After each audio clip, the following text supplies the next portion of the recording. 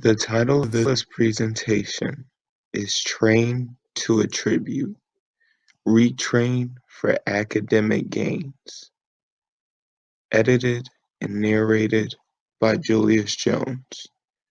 As coaches, what we may attribute to an athlete's success, that athlete in particular may not. In a good amount of my personal experiences, some younger athletes are struggling with where or to whom to attribute their successes in accepting and learning from their failures. We will define attributes as where we direct the cause of our success and failures. What an athlete attributes their success and failures to is what helps build their confidence, or what may be holding the athlete back from reaching their personal goals and helping the team reach their team goals. In order to help improve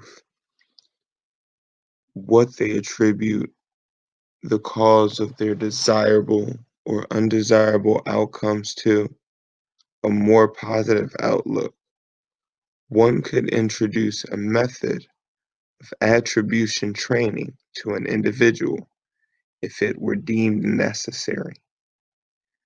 We define attribution training as the process that entails enhancing a person's belief in the causes of their own failures and successes to positively influence future motivation for achievement.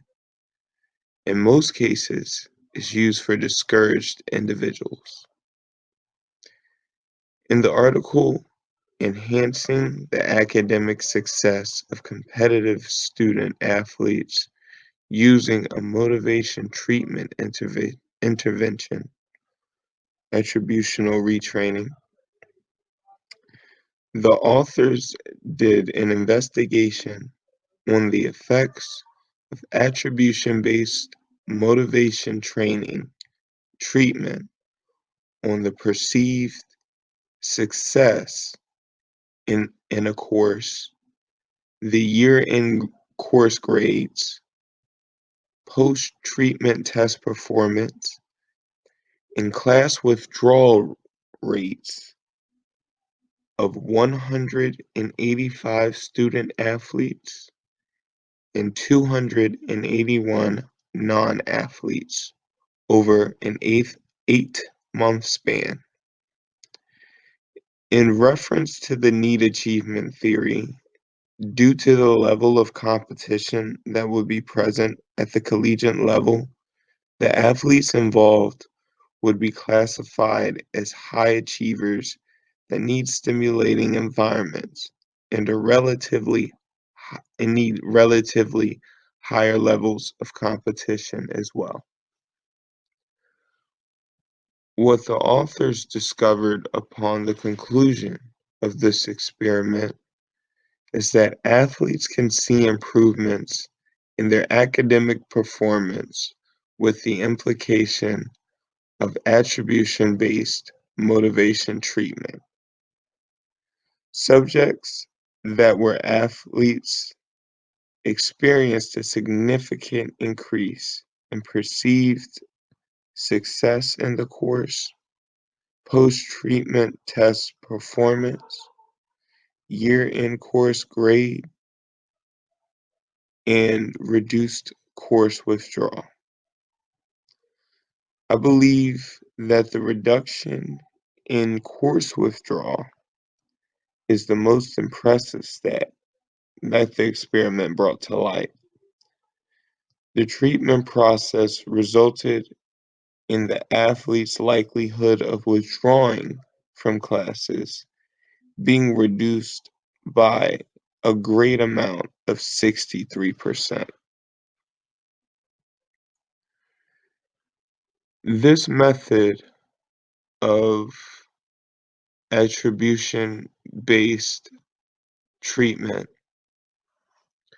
would be great for most athletes who would be experiencing academic risk factors that may be hindering motivation or their peak performance ability. For example, if there was ever a case where myself or another coach needed a college athlete to improve their academic performance in order to stay eligible to play competitively, one of the methods that we know we have been proven to use successfully is attribution-based motivation treatment. For all athletes who are still amateurs in their respective sports, remaining eligible to play in the most crucial parts of being available have to do with uh, being able to meet the eligibility requirements. If you aren't able to meet the eligibility requirements from the NCAA or whatever governing body you're playing under, you will not be able to make an impact for your team on whichever game day is most relevant.